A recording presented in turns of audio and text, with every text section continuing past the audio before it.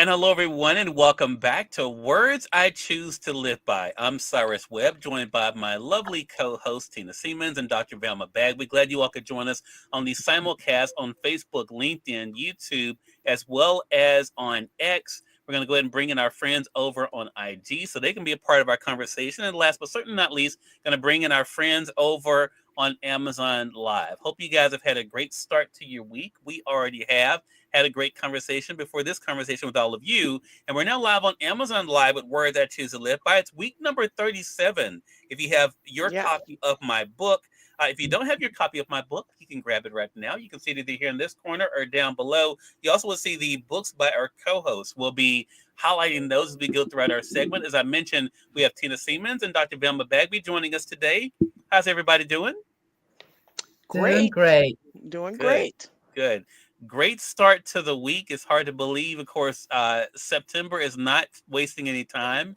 It is moving day by day. It is September the 8th. And I want to say just one thing. I had another interview this morning with the National Association that has to deal with advocacy for suicide prevention. And today is 988 Day. Which is recognized to recognize the number 988, of course, for those who are having mental health challenges and issues, or you know someone who does. So make sure you guys do take note of that number 988, no matter where you live in the country. It's something you all could be using. We have a great message for today. And again, as I mentioned, it is week number 37. If you have your copy of my book, the message title is No Need to Pretend. I think this is something for everyone to be able to get something out of. The message says this: if you can be your genuine, authentic self every day, you will never have to pretend a day in your life. Now, this is an interesting thing because we live in a world, unfortunately, where a lot of people are pretending. And that also means they're not being authentic. And for myself, the reason why I chose this message, why I wrote it, I remember I had a teacher say to me, you know, if you are being true to yourself every day, you'll never have to pretend a day in your life. And I think that comes with getting to know yourself, being honest with yourself, but also realizing that you were enough. You don't have to be the next X, Y, or Z. You can just be the person you were created to be. And I think that is the important thing for all of us to be able to remember, no matter who we are. Tina, I'm going to get you to kick us off today. How important has it been for you to show up as your authentic self? Well, for me alone, it's been a learning curve. But I have someone in my life that is the true picture of being authentic on a daily basis. And that is my amazing husband, John. I'm going to brag on my husband today. We've been married 38 years, and he is just one that is true to himself. And to emphasize how he is teaching me on what this journey looks like, I'll guess maybe about 6 weeks ago or so, he sent me a song via text message, and I'm going to read a part of that song, lyrics on that song. It is titled "I'm Just Me" by Amos and Margaret Raber. The second verse goes, when people say that life is rough, I wonder compared to what? Some are wanting more and more is getting less. I just want what I've got. Some want to live on a hill, others down by the sea. Some want to live inside high walls. I just want to live free. And I was just born to be exactly what you see, nothing more or less. I'm not the worst or the best. I just try to be exactly what you see. Today and every day, I'm just me. And that is when I read this 37th week of inspiration, that is what came to my mind. John is that authentic self. And for us to have somebody that, like, I can be one moment on this subject next, so I'm just all over the board some days. But to have an anchor like my husband, that is so calming, because I know at 5 o'clock in the evening, then I can be my authentic self. During the day, I might have gone through different scenarios, but he anchors me in this calmness. And that is so beautiful to have, Mhm. in one's life is to have somebody that is authentic, and I'm learning that as we speak. I love that, and I know John will appreciate that you're singing his praises. It really Yeah, goes to having that example, the importance of it. Dr. Velma, what about for yourself? What has helped you to show up as your authentic self? I love that, Tina. That is really beautiful. What a amazing testimony. I am, as you were talking, it reminded me of the affirmation journal. And one of the affirmations in the journal is based on 1 Peter 2 and 9. And the statement says, I am enough. And I picked up the cup. Hmm. I am enough. Yeah. And because we have to be reminded that we don't need anything addition to who we already are. We don't need anyone to add anything or take away. Just accept who you are the way you are in this moment. And Hmm. so remind yourself that you are enough. We talked last week about being fearfully and wonderfully made, but this week you have to know that that scripture says you were chosen. You were Hmm. assigned to do what you've been given to do. And that's so important, and what you've been given to do, as well as the way you've been given to do it. So I Yeah. don't have to try to duplicate what somebody else is doing, and I don't have to try to mimic or copy what someone else is doing. I can be authentic to myself because I am enough just the way I am. And so that's important to know, but we have to receive that and accept that about ourselves, that we can be that every day. I Mhm. am enough. Yeah. Dr. Brown, I'm going to stay with you though as we talk about the second part of this question because you bring up an interesting point. I agree with you. I do. But we don't see that every day, every day with people. We see people trying to be like other people, trying to live the lives of other people, trying to live the life they think other people want them to. What helps you to find that balance of realizing, like you said, that you were created, with what you need, but to know that was okay to show up that way in spite of how people may see you. Well, first of all, I grew up in a family of eight. So I'm the middle daughter Mhm. and about the fifth child. And so when you think in terms of that kind of competition in a house, you learn to be who you are in that group. I had to learn that at home, that there was no competition. I had to be who I was assigned to be, even in my position as the middle daughter. Sometimes the middle daughter gets ignored. The Mhm. baby gets the attention, and the eldest gets a lot of attention because the eldest is the eldest, and the baby is the baby. But who's the middle?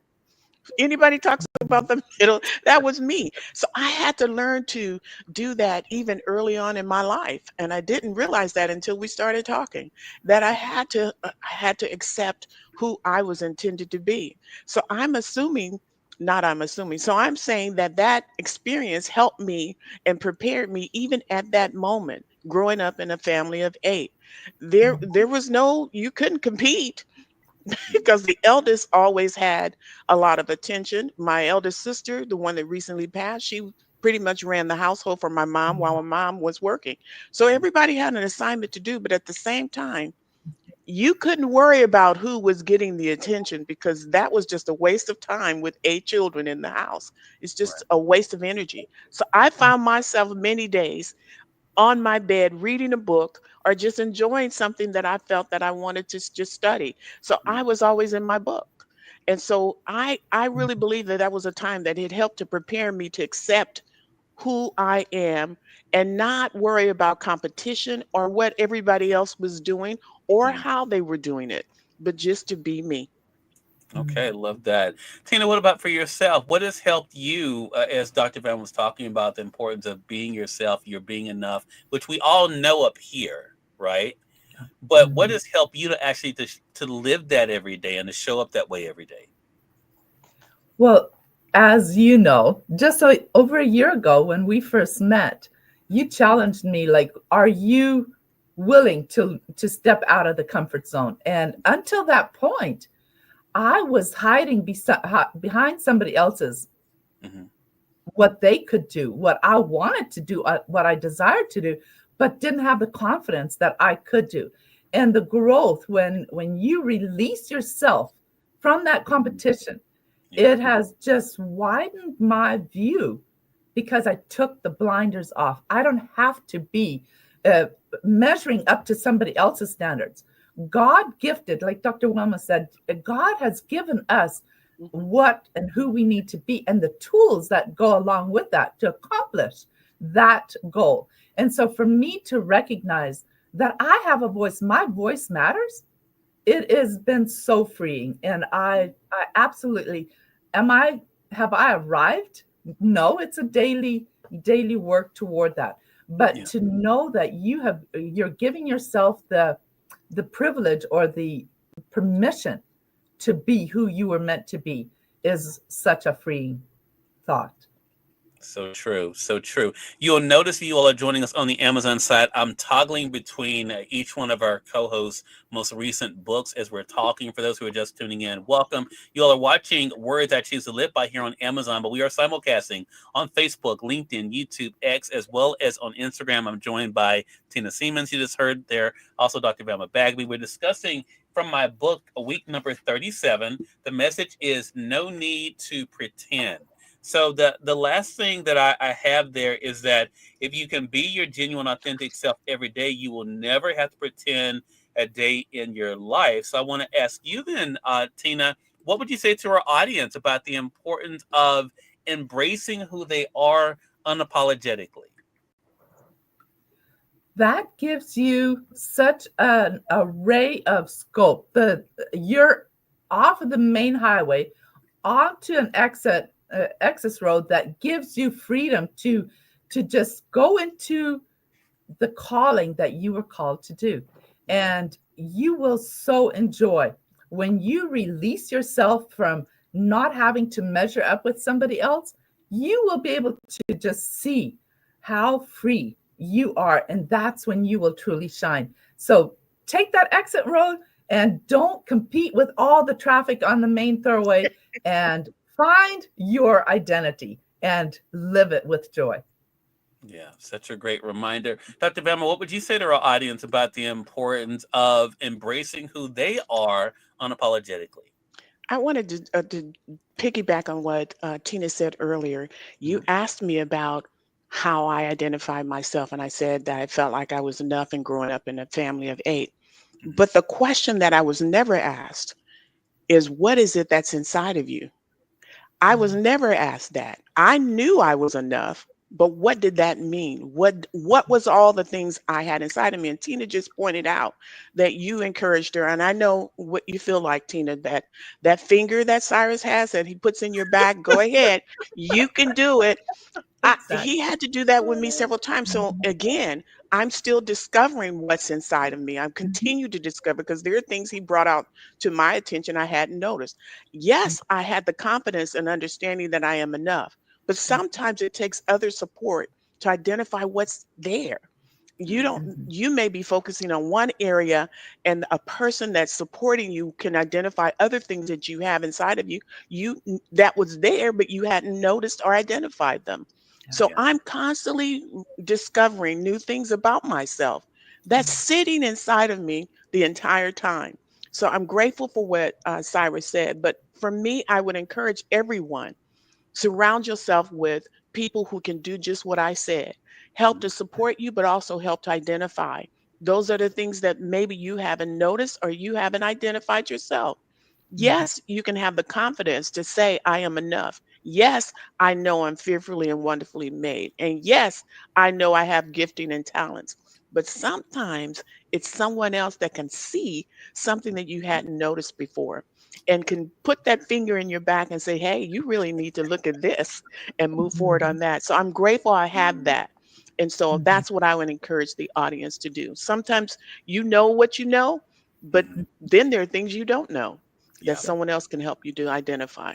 Yeah. Dr. Bama, I want to go along with what you just said.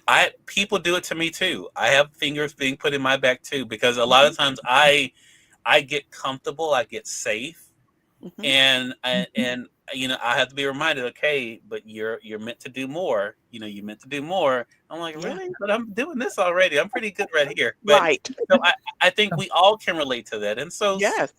so I want to say, thanks to all the people who put fingers in our backs. Yes, I Amen. agree. I agree. Amen.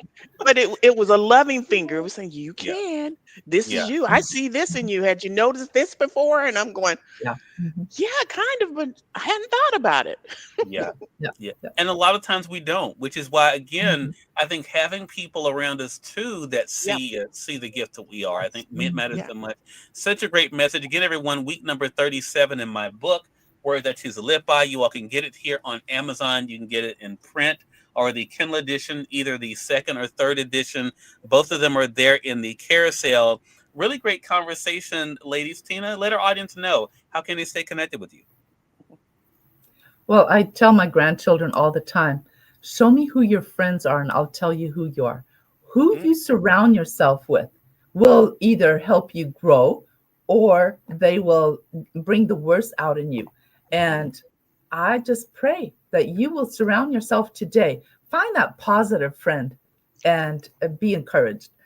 I'd love to hear from you. I'm on all social media platforms as Tina Siemens. You can email me at seminalthebook.com. Love it. Thank you so much for that. I appreciate those words too, Tina. Dr. Velma, what about for yourself? How can they stay connected with you? Well, I am enough. I just want to remind you all, I thank you for this conversation today. I've enjoyed both of you and Tina, Cyrus. Oh, please make sure you reach out to me on drvelmabagby.com. That's my website. I'm on all the social media platforms as Dr. Velma Bagby. Sometimes it's Dr. Velma Bagby, author, but you can find me, and I look forward to hearing from you. Love that. Great conversation as always. Looking forward to next week and appreciate the two of you as always. Hmm. Thank you, Cyrus. Thank, And we thank and you. we thank you, our audience, for tuning in to another great segment of Words I Choose to Live By. Again, pick up the books here on Amazon. And I want to say on Amazon, thank you all so much. You all made us the #1 media show last week. We really appreciate that support. It means so much. We don't do it for the rankings. We don't do it for that. No. We really do it to try to make an impact. I just want to say how much it means to me. We have some great things coming to you guys on Amazon, by the way. I'll tell you more about it later. But really appreciate all of your support. And until next time, you all make it a great one. We'll talk to you all soon. Y'all take Take care. care. Take care.